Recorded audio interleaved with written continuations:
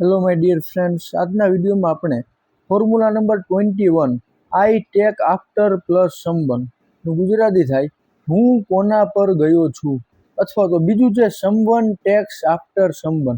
જો હુંની વાત હોય, આપણી વાત કરવામાં આવ્યું તો આઈ ટેક આફ્ટર સમવનનો ઉપયોગ કરવાનો, અને બીજા કોઈ ભાઈ, મમ્મી, પપ્પા અથવા તો બીજા કોઈની વાત કરવામાં આવી હોય ત્યારે someone tax after plus someone વાળી ફોર્મ્યુલાનો આપણે ઉપયોગ કરવાનો છે.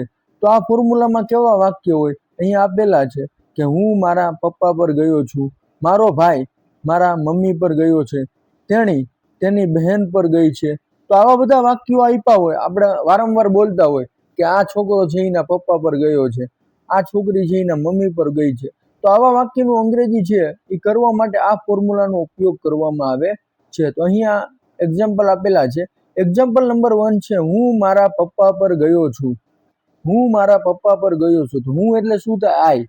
આઈની જે હું મારી વાત હોય ત્યારે આ પેલી ફોર્મ્યુલાનો ઉપયોગ કરવાનો, આઈ ટેક આફ્ટર સમવન. તો આઈ ટેક આફ્ટર મારા પપ્પા એટલે માય ફાધર. તો હું મારા પપ્પા પર ગયો છું નું અંગ્રેજી થાય આઈ ટેક આફ્ટર માય ફાધર. હું મારા મમ્મી પર ગયો છું તો આઈ ટેક આફ્ટર માય મધર. હું મારા ભાઈ પર ગયો છું તો આઈ ટેક આફ્ટર માય બ્રધર. તો આવી રીતે ઉપયોગ કરવામાં આવે. એના પછી છે મારો ભાઈ મારા મમ્મી પર ગયો છે. મારો ભાઈ મારા મમ્મી પર ગયો છે. મારો ભાઈ એટલે માય બ્રધર.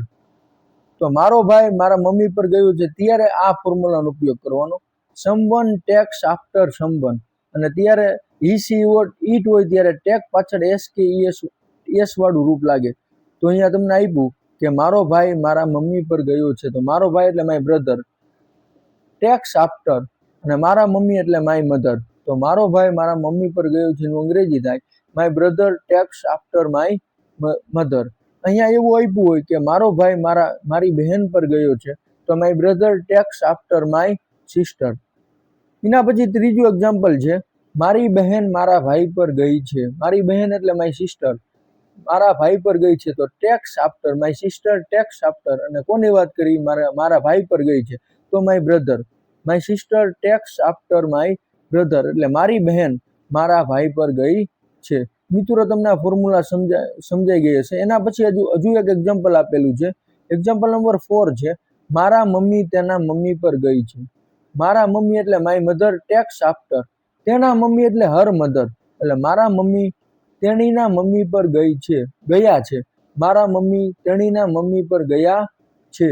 તો my mother tax after her mother.